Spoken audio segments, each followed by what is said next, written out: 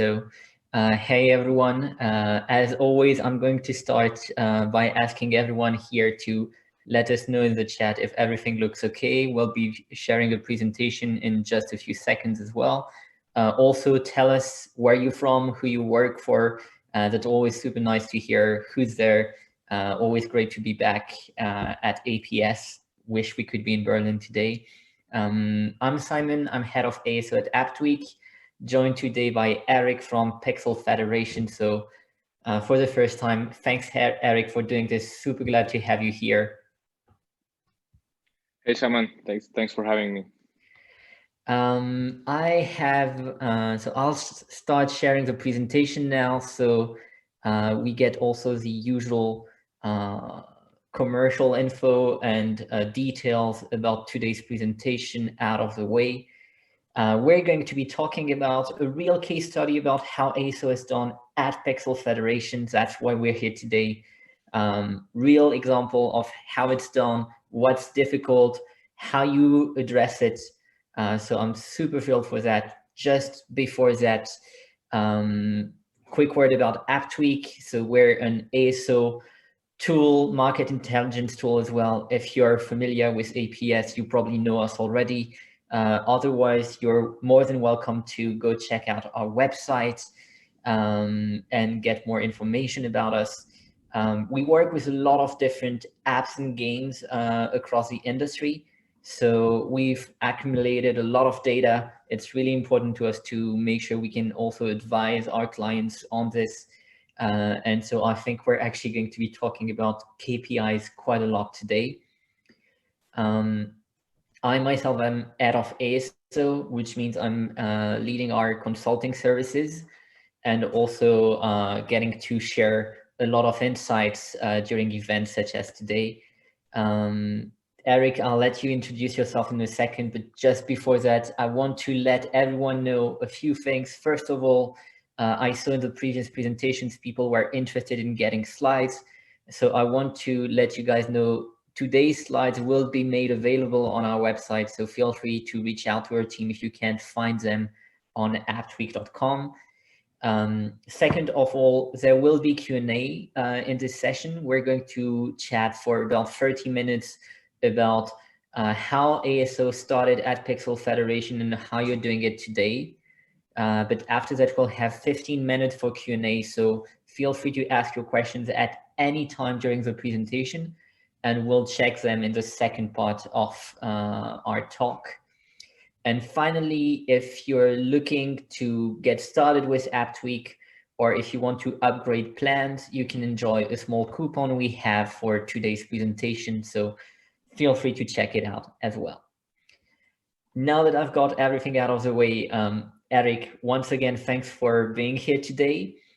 And I guess for starters, if you can tell us a bit more about first yourself, what you do at Pixel Federation, how you came into contact with ASO, and also more about Pixel Federation, because while I hope everyone knows it, we have some information to help people know a bit more about it as well.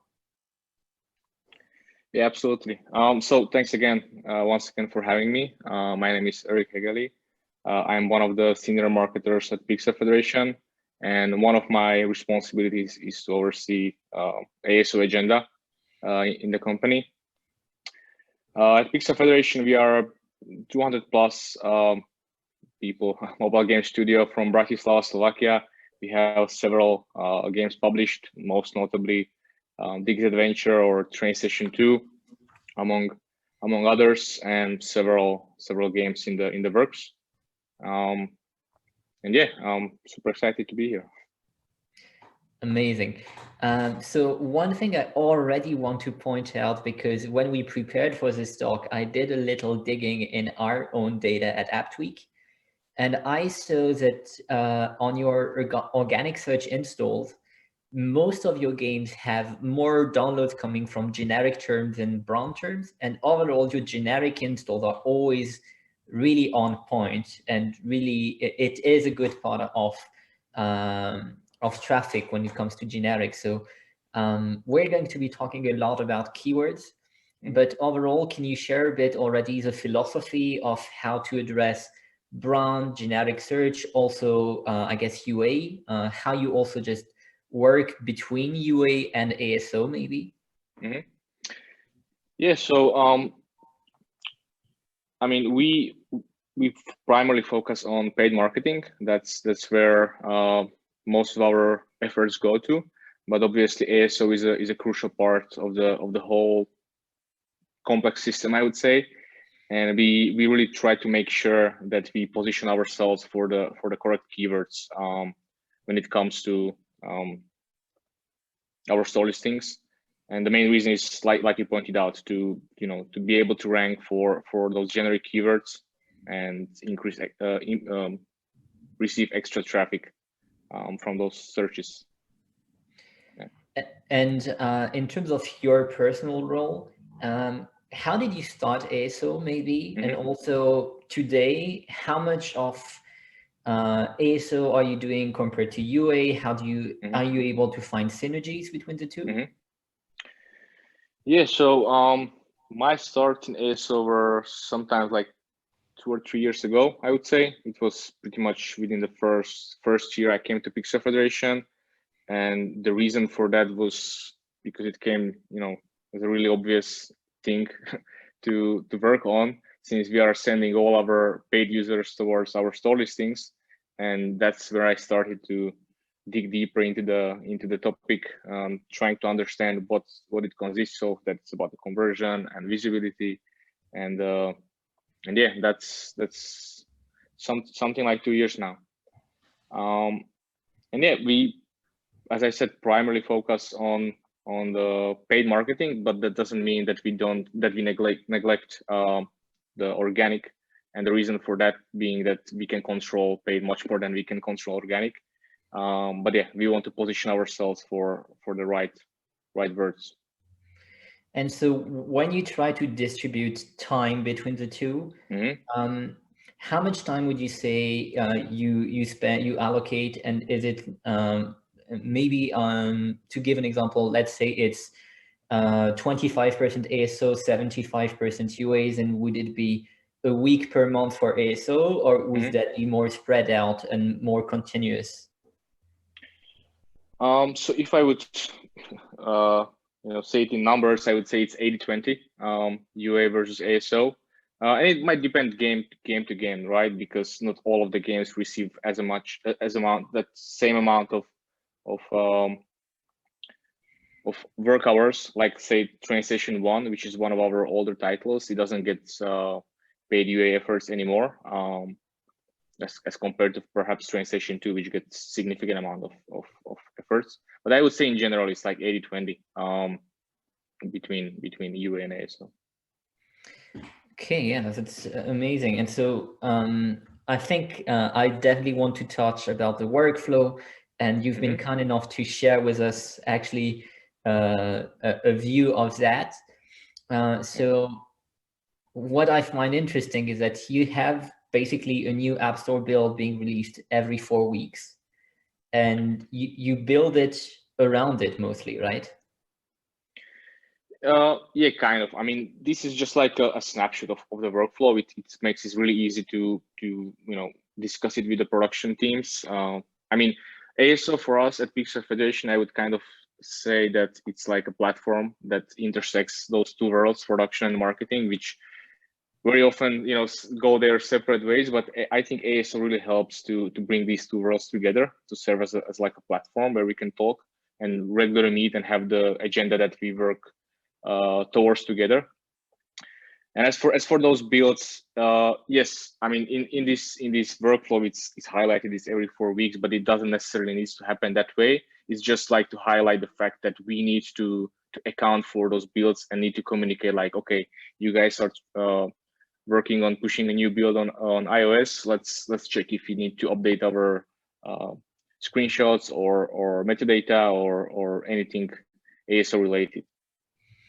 So actually, on that topic, you do both keyword and creative optimization, and you also do performance monitoring.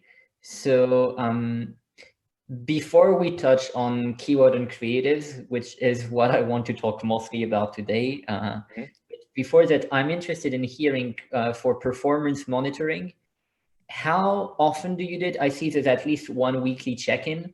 So can you tell us more about that? And also, what are the KPIs you're looking at when you do this?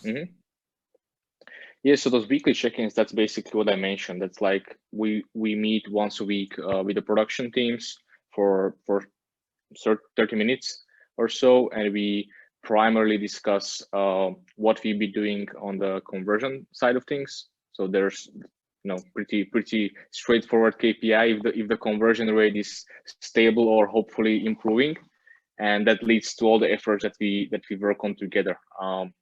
Some of the production teams are actually most of them are creating visuals for us. So we test them in the store, and on those weekly meetings we discuss how it performed, what should we do next, should we apply it, if so, are there any extra steps necessary to optimize the visual further, say increase some object, the size of some object in the image, or whatever the case might be. And then we also discuss various other things like that are related to ASO agenda, be it updates for our partners, apps in App Store and Google Play Store about our events, hopefully securing some featuring, etc. So it's like a regular meeting with a set agenda that we work on together. Yeah, that's super interesting. I'm tempted to ask, because this is actually a meeting not just with marketing, but also with product. Does that lead you to take a look at product metrics in the Play console, especially because we know they are very important for ASO? Do you also check things that are less frequent in ASO, such as reviews and ratings, or do you mainly focus on just conversion rate, what's coming next for the company product-wise, and any future experiments? Yeah, so we discuss anything that's related to this particular topic. So say if you would see that ANR would go high, because that's obviously negatively impacting our rankings on search terms, that's something that we would bring up on the meeting and request to look into it. But I would say that really the primary agenda is around the conversion optimization. So we make sure that we communicate towards the users the right things, various elements within the game, and ensure that it's clearly communicated towards the user. So we don't do it on the expense of the retention. That's, I would say, the most important part here, because when marketing and product don't work together in alignment, it can happen that yes, we can push lots of users to the product for low CPIs. That's rather easy to do, but the challenge there is to push acquire users that are going to retain within the game. So that's why it's important that we talk and communicate on a regular basis. And so actually here, it means it's not just ASO. In fact, it's obviously ASO, but it's even UA, and thinking already about aligning UA creatives with ASO and with the product afterwards. So really making sure you're staying away from fake ads, for instance. Yes, I would say. Yeah. All right. I want to go to the keyword part, because there are so many things interesting in what you shared with us. Before we talk about how you do it today, because there's an amazing case study there. Just if you can take us through the cycle of keyword optimization, these 4 steps that you follow. Yes.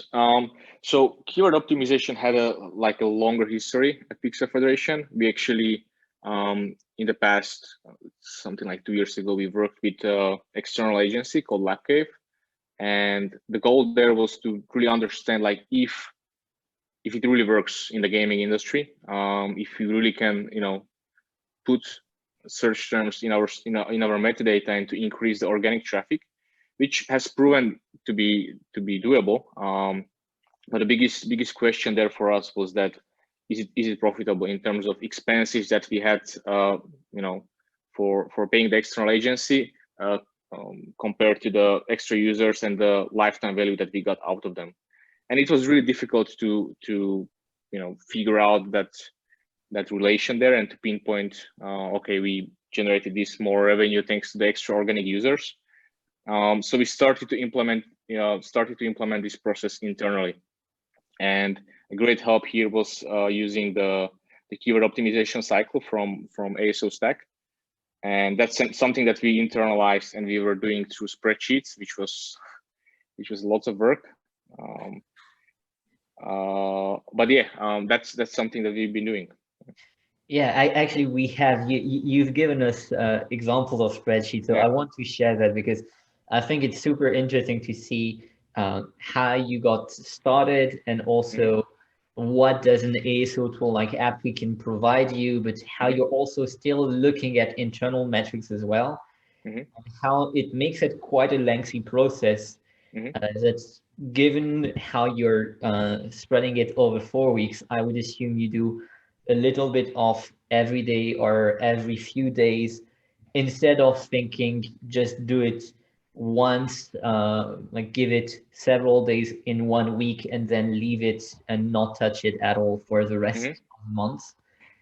So yeah, from the backlog creation, I think that one is always the logical start. But what I find interesting is how many keywords you try to have in this and how it then affects the fact that you're actually looking at many different KPIs for this keyword process.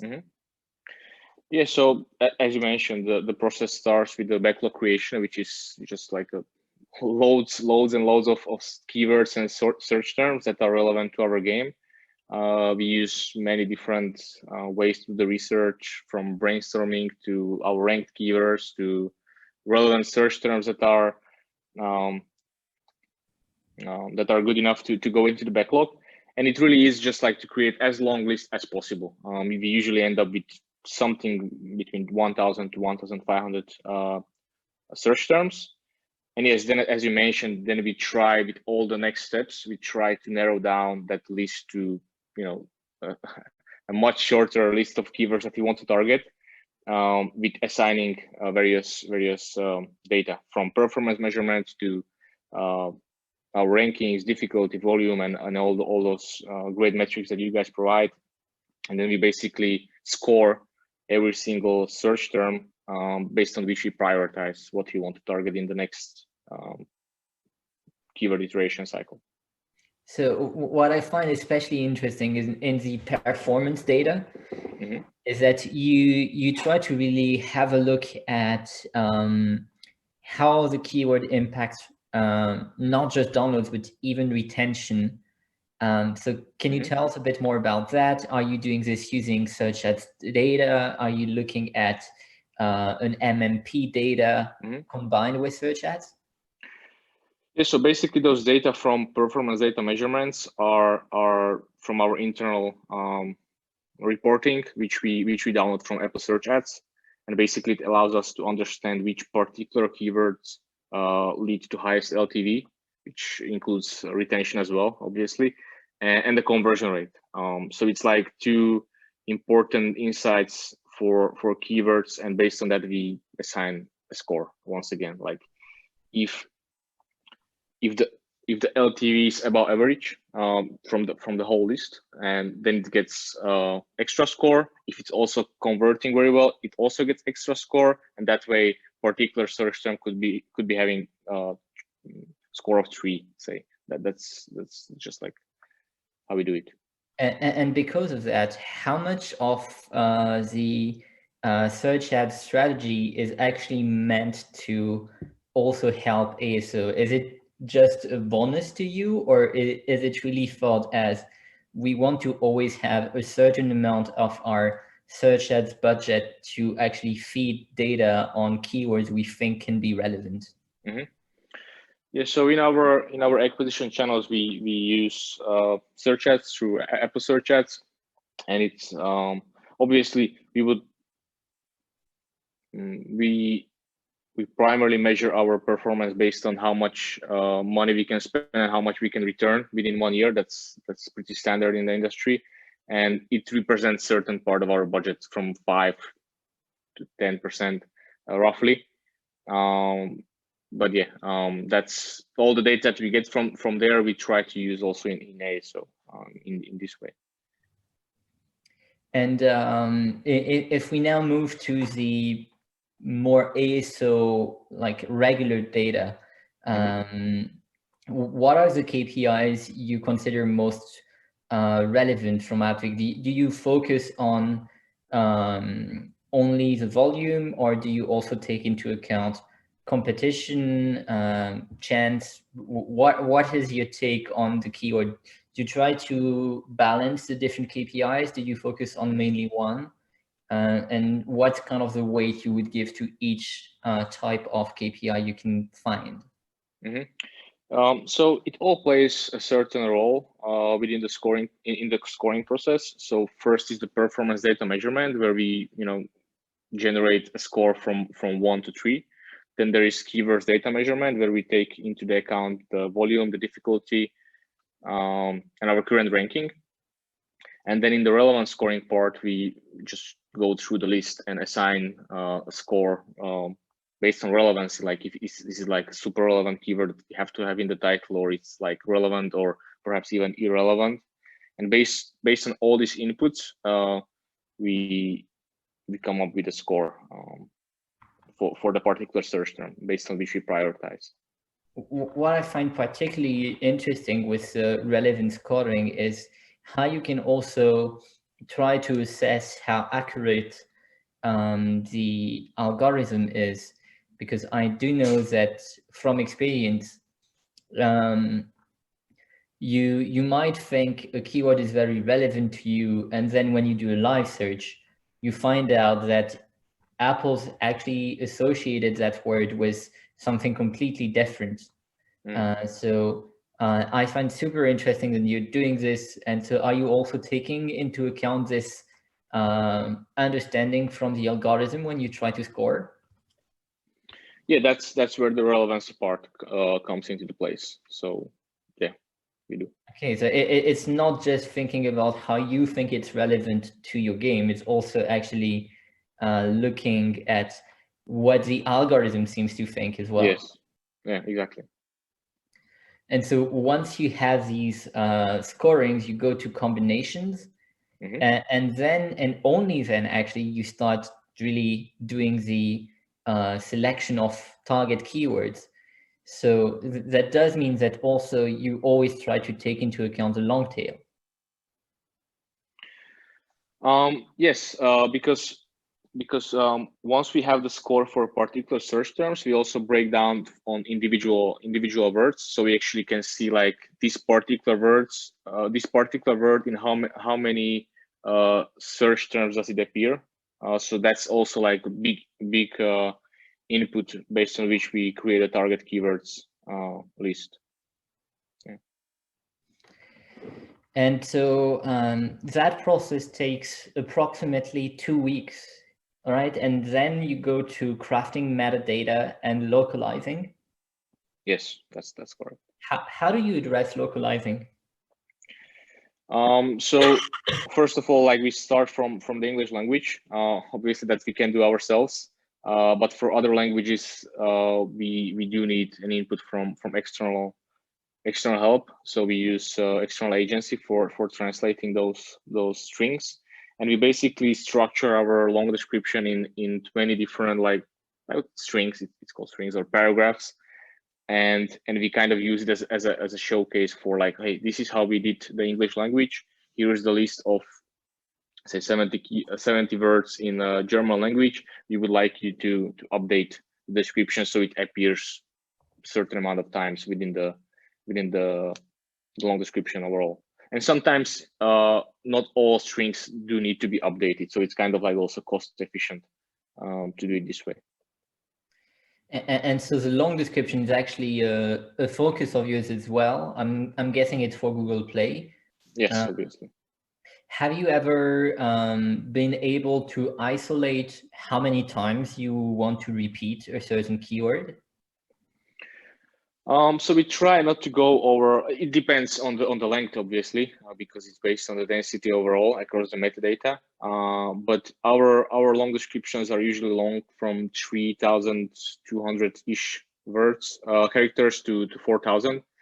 So in our experience, we kind of use the words no more than 12, 13 times over across the metadata. But it's case to case, obviously. It really depends on the length of your long description and on the density. So it's really about adjusting that density, but making sure you also don't go overboard to avoid any sanction from Google, right? Yeah, exactly. I see that time is running out already for us, and I want to give time for questions. So I also want to talk about conversion optimization. I have a screenshot here just to show how often you're actually conducting tests and then releasing. Can you tell us a bit more about the philosophy in the test? There was a talk just before on how to have a good testing process. So what's your approach to this? How do you come up with experiments? And also, what's your strategy for testing? Do you use a specific tool? Do you focus on Google Play Experiment, local or global? All these things about coming up with the conversion rate strategy. Yes, so this is like a complex topic. I think it would take longer to explain in depth, but just to give you an overview. So because paid UA is our primary source of acquisition, we actually spend the most of our efforts in optimizing the conversion because it's just a big strategic lever and it's easily measurable. And we actually do test quite a lot, as you can see also in the screenshot. As I also mentioned, that it's a topic on a weekly meetings with our production teams. We test a lot because we are always searching for the next best thing. Out of those experiments that you conduct, many of them will fail, or actually you will come up with some learnings if you have a backlog.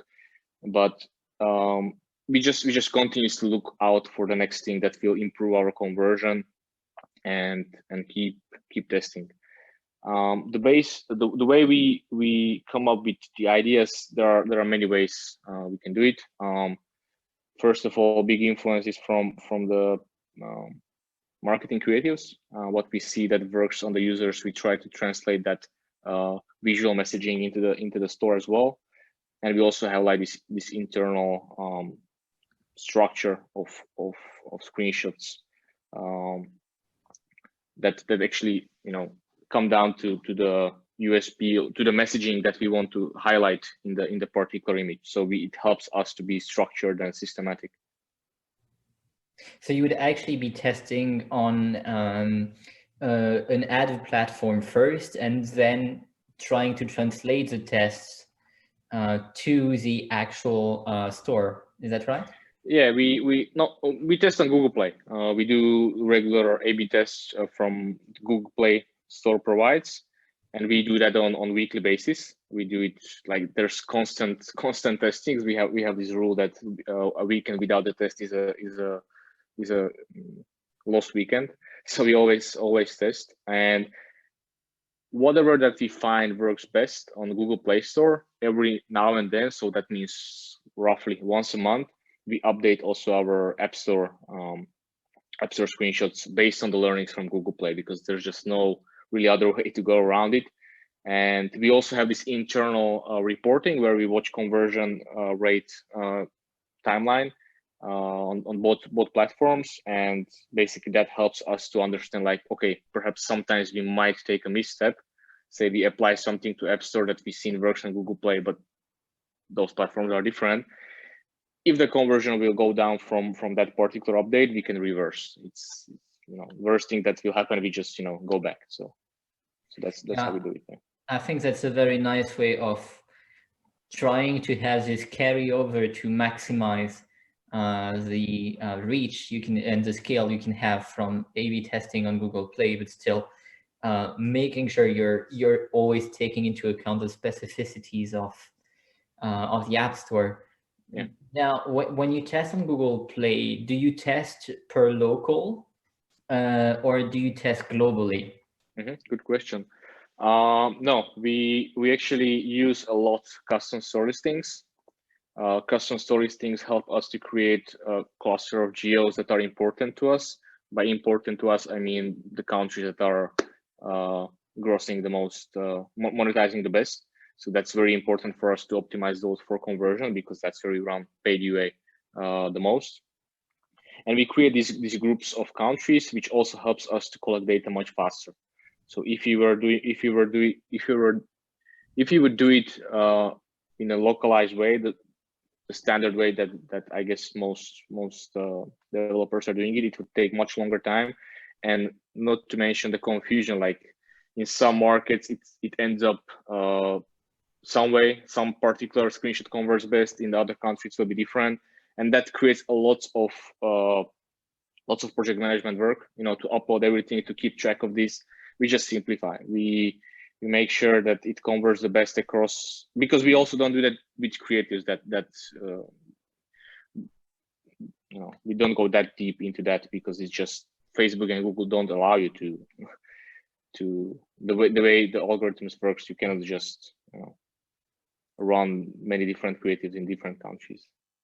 But I must say, I'm really a fan of this full cycle approach of starting by just discussing with your product team and then bringing all the IDs back to UAs and then transition to the store, checking how it's working, and just keep going full circle to always make sure you're on a good loop. And if you ever see something going wrong, you can just say, okay, let's revert back to the previous step and see what we can align for.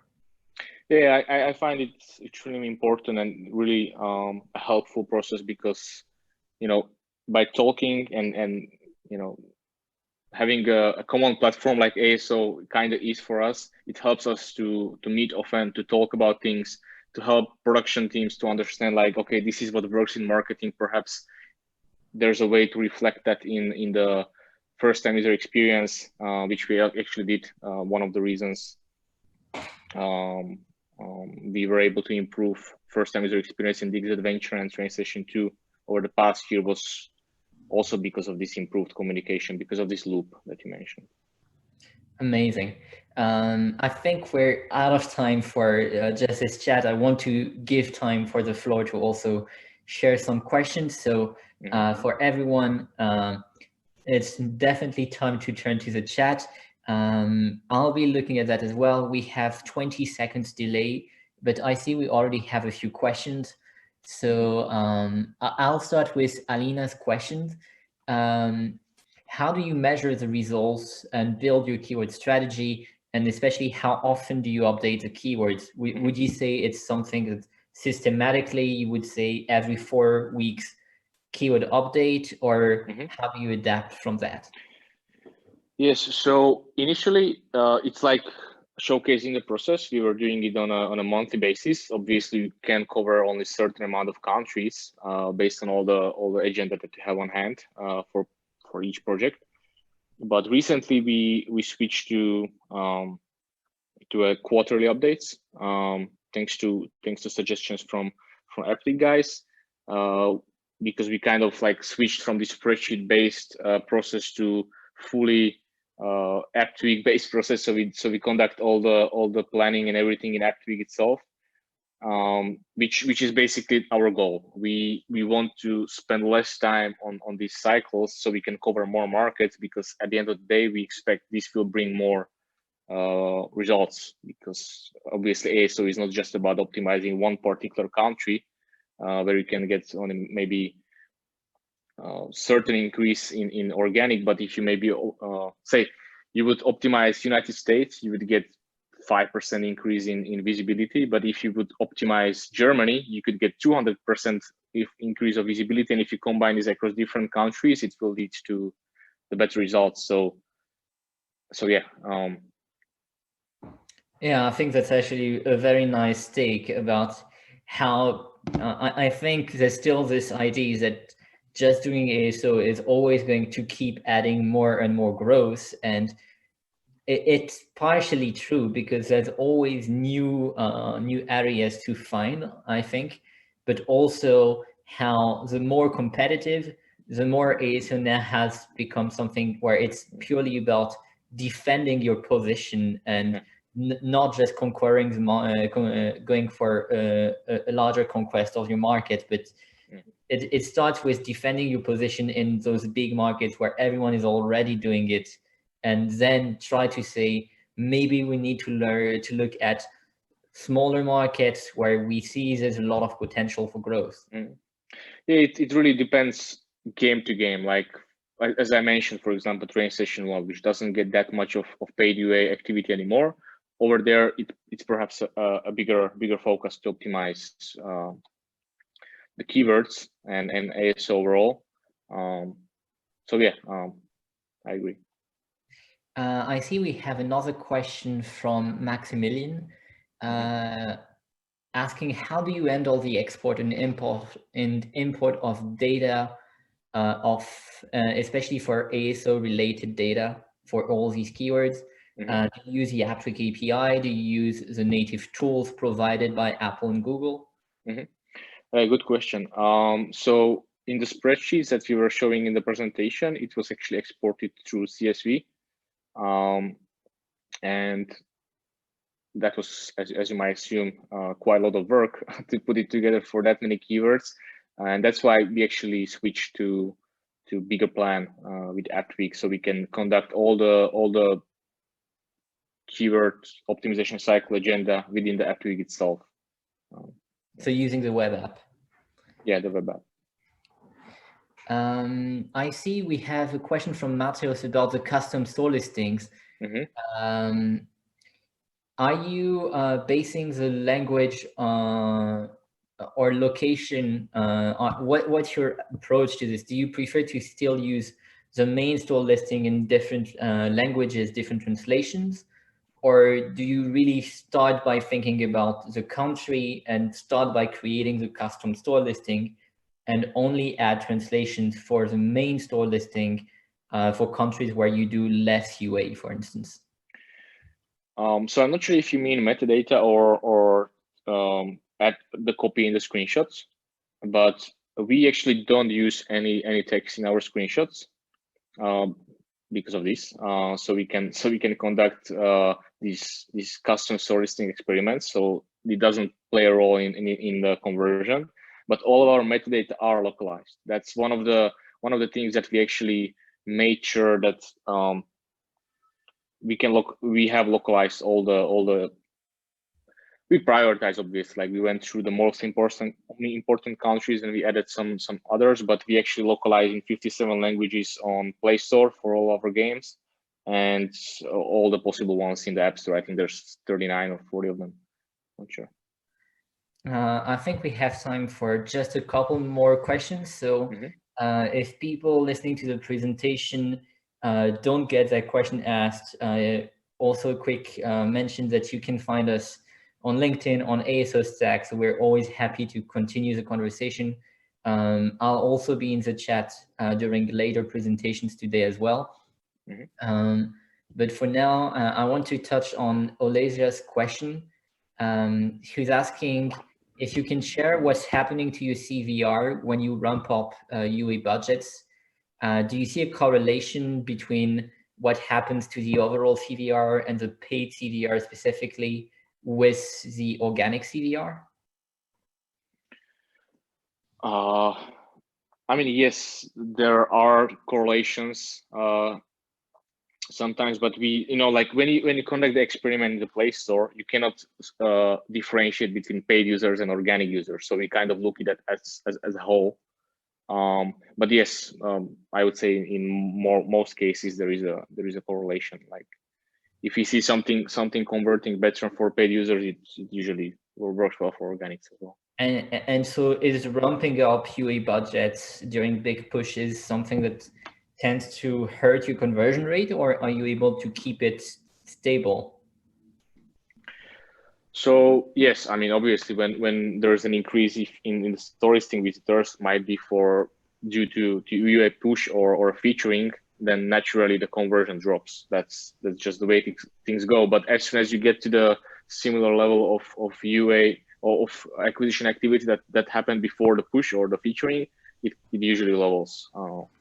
But I mean, there are many different factors out there why this might be happening. It might be new featurings, and sometimes you don't even know in what kind of collections are included. Most important thing, in my opinion, is to look at it from like high level and make sure that our conversion rate overall from the past 3 months or so it's stable and hopefully improving. But the most important to say the word is stable, so we don't decrease our conversion. That's the reason for always searching for next new thing that will convert, because something that works today, if you operate in a high scale and you pay UA, it won't work for too long. I mean, sooner or later the conversion will start dropping. That's why we always keep optimizing our store listings for conversion. And maybe one follow-up from me about that, because you've insisted on how it's also about finding users that are going to provide good lifetime value. When you do the A/B test on Google Play, do you look mostly at the conversion rate uplift, or do you look more at the day one retention as well? Because I know this is a metric that's provided. Do you look at one in particular, both? How do you balance the two? Good question. So again, it comes back to kind of simplifying the things. We look for the conversion uplift primarily. That's what we base our decisions on. But yeah, I mean, as soon as we would see decrease in retention for some reason, which actually is something that we are discussing for one of our titles now, we look back through the experiments that we conducted. We look into the D1 retention that Google Play reports, and if you are able to find something that actually show that there might be a negative impact, we just retest and try reverse engineering what could have happened if the change in the screenshots was responsible for decreasing retention. So that's why we always look back and constantly monitor what's been happening over past several weeks. I see we have some more questions, so I'm not sure we're going to be able to answer all of them. But one from Alina, maybe to finish with our talk, is which metrics do you look at in particular for keyword optimization? Do you turn to the overall visibility increase, the keyword ranking distribution? Do you look only at a certain amount of keywords that you have identified as the top priorities? So it all starts with store listing impressions. We actually look at the users that landed on the store listing, because that's what Google Play reports, and Apple does provide other insights also, but we actually look on store listing impressions. That's like the high level metric. And then we dig down, we dig deeper, and we look what caused the increase or decrease or whatever could have happened. And yes, we also have this list of generic keywords, and we monitor that we actually are receiving stable impressions or hopefully improving. That's what it comes down to. Like, try to ensure that you are stable, hopefully improve. That's the name of the game, and it's an evergreen circle that you just keep doing and doing. Yeah, I think that's a very nice approach to have also just in how you address it, always go back and forth between the macro view from the console, just looking at, is there an impact on impressions and on conversion? Because that's at the end of the day, the actual game. That's the only thing that will truly matter, because then looking at improvements, it definitely helps you understand, dig deeper, find the actual value. But if you just see gaining ranks, it doesn't tell you if it has an actual impact for your app. So it's always nice to have this back and forth. Yeah, you have to go back and forth, and again, as I said several times, you have to look into what kind of acquisition sources you have. Obviously, it's much easier to evaluate these things when you don't do any paid UA at all. then it's super simple to evaluate and see what impacted what. When you do paid UA though, it's a little bit more difficult. So that's why you have to have this high level look at the things and then dig deeper and see what might have caused the improvement or whatever the case might be. Amazing. I see that James is signaling that we should leave time. So I want to thank you again for joining me today.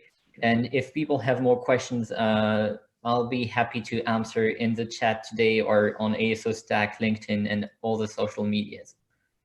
Yeah, absolutely. Feel free to reach out on LinkedIn or whatever social channel you prefer. Great, thanks guys. That was a great discussion. Really appreciate you taking part. Yeah, I think this, if you can jump into the chat afterwards and maybe tie up any loose ends, that'd be great. And then, yeah, anyone else wants to sort of continue the conversation in there, that'd be brilliant. And yeah, thanks guys. That was great. So we are having a little mix up now. We're going to have a panel next, a little bit of conversation. And then after that, we're talking Apple search ads, we're talking CRO, we're going deep on reviews. So yeah, lots more to come, and yeah, see you later for more. Thanks, guys. Thank you for having me. Bye-bye.